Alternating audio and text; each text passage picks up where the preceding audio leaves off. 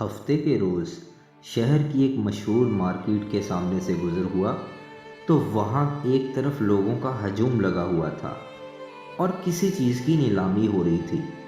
ایک آواز آئی 500، دوسری آئی 1000۔ میں نے قریب کھڑے ایک صاحب سے پوچھا کہ کس چیز کی بولی لگ رہی ہے۔ انہوں نے نہایت عقیدت سے جواب دیا، معجزے کی۔ میں بوکھلا گیا۔ جب تفصیل پوچھی تو معلوم ہوا کہ یہاں ایک مرغی والے کے پاس ایک ایسی مرغی ہے جس پر قدرتی طور پر لفظ اللہ لکھا ہوا ہے، اور یہ سب لوگ اسے اللہ پاک کا کوئی معجزہ سمجھ کر خریدنا چاہ رہے ہیں، اس لیے اس کی بولی لگائی جا رہی ہے۔ میرا اشتیاق بڑھا۔ مرغی والا اپنا کام چھوڑ چھاڑ کر فخر سے ایک طرف کھڑا تھا اور بڑھتی ہوئی بولی پر خوش نظر آ رہا تھا۔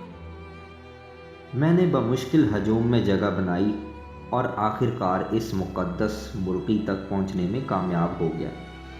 یہ ایک درمیانے سائز کی دیسی مرغی تھی جس کے گلے میں مرغی والے نے موتیے کے ہار ڈال کر اسے دوسری مرغیوں سے الگ کر کے صاف ستھری جگہ پر رکھا ہوا تھا۔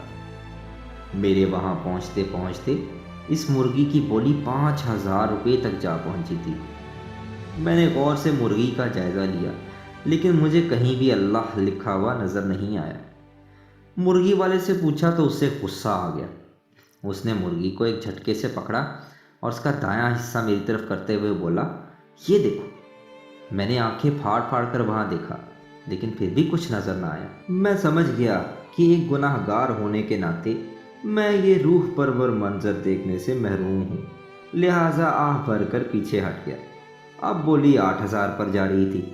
بالآخر 1 گھنٹے بعد مذکورہ مرغی 15000 میں فروخت ہو گئی۔ جن صاحب نے اسے خریدا تھا ان کی خوشی کی انتہا نہ تھی۔ جب وہ مرغی حاصل کر چکے تو میں نے ان کے قریب جا کر ان سے گزارش کی کہ مہربانی فرما کر مجھے بھی وہ نام دکھائیں جس کی وجہ سے آپ نے یہ عام مرغی اتنی مہنگی خریدی ہے۔ انہوں نے نہایت اخلاق سے سر ہلایا اور مرغی کی دائیں طرف سے ایک جگہ انگلی رکھ دی۔ اب کی بار میں نے پوری توجہ سے وہاں دیکھا لیکن کچھ سمجھ نہ آیا۔ وہ صاحب بھی غالباً میری مشکل سمجھ گئے تھے، لہٰذا انہوں نے اپنی انگلی سے مختلف پیش و خم کے بعد ہر لکیر مجھے سمجھائی اور میں نے سر ہلا دیا۔ تاہم یہ بات میری سمجھ میں نہیں آئی کہ خود مرغی والے نے اتنی بابرکت مرغی کیوں فروخت کر دی۔ آپ سب کو اجازت ہے کہ میری اس تحریر کو میری کم علمی کہہ لیجئے گا، کیونکہ اسلام پر سینکڑوں کتابوں کا مطالعہ کرنے، دفاتر میں علم و ادب کے مایہ ناز لوگوں کے ساتھ کام کرنے، سینکڑوں تحاریر لکھنے اور لاتعداد موضوعات پر تحقیق کرنے کے باوجود بھی مجھے آج تک ایسا کوئی ثبوت نہیں مل سکا کہ نبی کریم صلی اللہ علیہ وآلہ وسلم کے دور میں کسی پھل وغیرہ پر اس طرح سے کوئی نام لکھا ہوا نظر آیا ہو اور پھر اسے محض اتفاق کے بجائے حقیقتاً معجزہ سمجھا گیا ہو۔ میں تو خدا کی قدرت کے نظارے جا بجا دیکھتا ہوں اور ان میں کہیں بھی کوئی کمی نہیں پاتا۔ رنگ برنگے طوطے دیکھتا ہوں تو ان کے رنگوں میں کوئی جھول نظر نہیں آتا۔ تتلی کے پروں کو دیکھتا ہوں تو اس میں ہر رنگ کے منفرد ڈیزائن بذات خود بنانے والے رب تعالیٰ کی شان ظاہر کرتے ہیں۔ لیکن یہ کیا میری جہالت ہے کہ جب کوئی مجھے کسی جانور، روٹی یا آسمان پر بادلوں کے جمگھٹے میں اللہ یا اس کے رسول صلی اللہ علیہ وآلہ وسلم کا نام لکھا ہوا دکھاتا ہے تو مجھے اپنی ناقص عقل کی وجہ سے اسے پڑھنے اور پہچاننے میں دشواری پیش آتی ہے۔ میں سالہ سال سے تقابلی مذاہب پر حصول علم کے لیے مختلف مذاہب کے ماننے والوں کو انٹرنیٹ پر تلاش کیا کرتا ہوں، اور وہ بھی ایسی چیزیں دکھاتے نظر آتے ہیں جن میں ان کے دیوتاؤں کی تصاویر اور نام مختلف قدرتی چیزوں پر لکھے ہوتے ہیں۔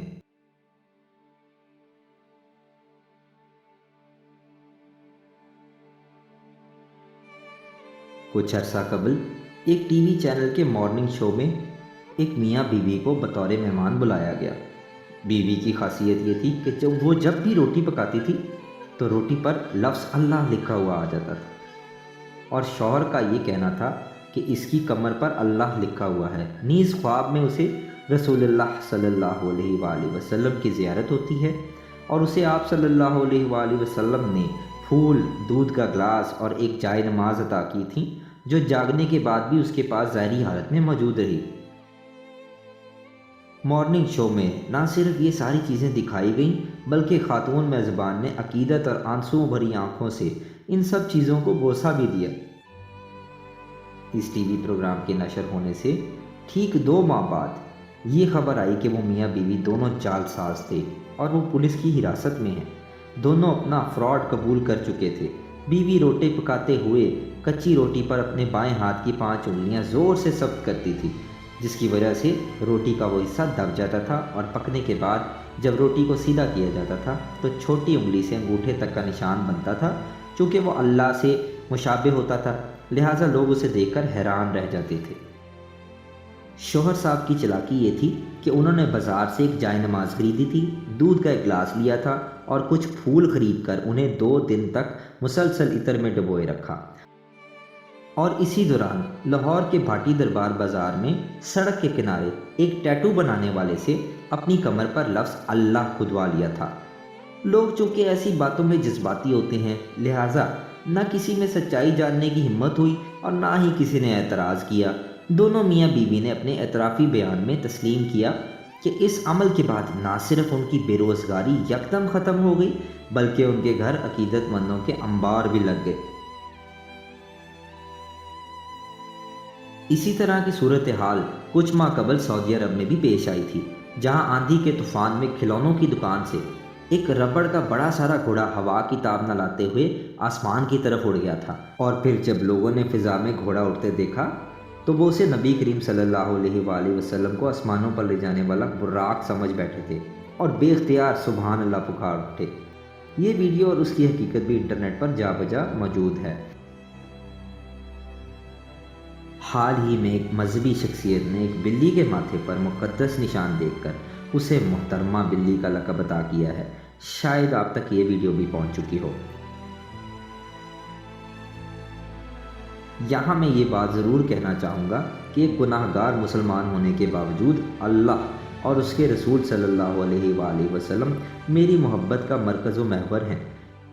میں اپنے قارئین اور علماء کرام سے اپنی رہنمائی کے لیے پوچھنا چاہتا ہوں کہ کیا جانوروں، پھلوں و دیگر چیزوں پر بمشکل پڑھے جانے والے ان ناموں کو خدا اور اس کے رسول سے منسوب کر کے معجزے کا نام دینا مناسب ہے؟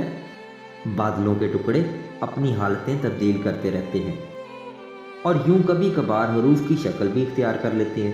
کیا اس ترتیب کو مظہر نور خدا سمجھا جائے؟ اور اگر ایسی چیز غیر مسلم بھی پیش کریں تو انہیں کیا جواب دیا جائے؟ نیز بعض اوقات ظاہر ہونے والی یہ اشکال کسی غیر مذہبی روپ میں بھی آ سکتے ہیں، پھر انہیں کیا کہا جائے اور کس سے منسوب کیا جائے؟ کیا اللہ تعالیٰ نے قرآن کریم میں ایسا کوئی ذکر کیا ہے؟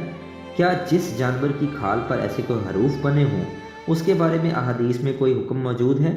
کیا ایسی چیزیں باعث برکت ہوتی ہیں؟ کیا خدا کو ماننے کے لیے ان چیزوں پر یقین لانا چاہیے؟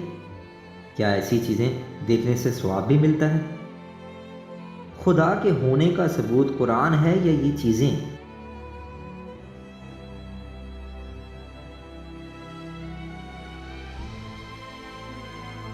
بعض اوقات گھر میں سفیدی بھی کروائی جائے تو اس کے چھینٹوں سے کوئی عجیب و غریب شکل بن جاتی ہے، تو کیا ایسی شکلیں بھی کوئی خاص اشارہ کرتی ہیں؟ کیا ایسی چیزوں سے ان لوگوں کے نام نہاد عقیدے کو مدد نہیں ملتی جو دعوے کرتے ہیں کہ ان کے روحانی پیشوا کی شکل چاند میں نظر آتی ہے؟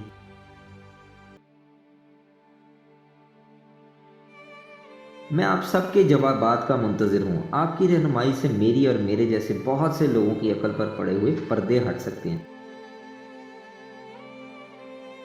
اگر آج آپ عالم دین ہیں اور کروڑوں لوگ آپ کو مانتے ہیں تو مہربانی فرما کر اپنے علم سے ان معاملات میں اپنے ماننے والوں کی ہی اصلاح کر دیں۔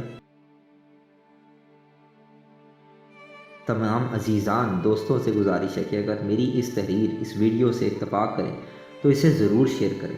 جزاک اللہ خیر۔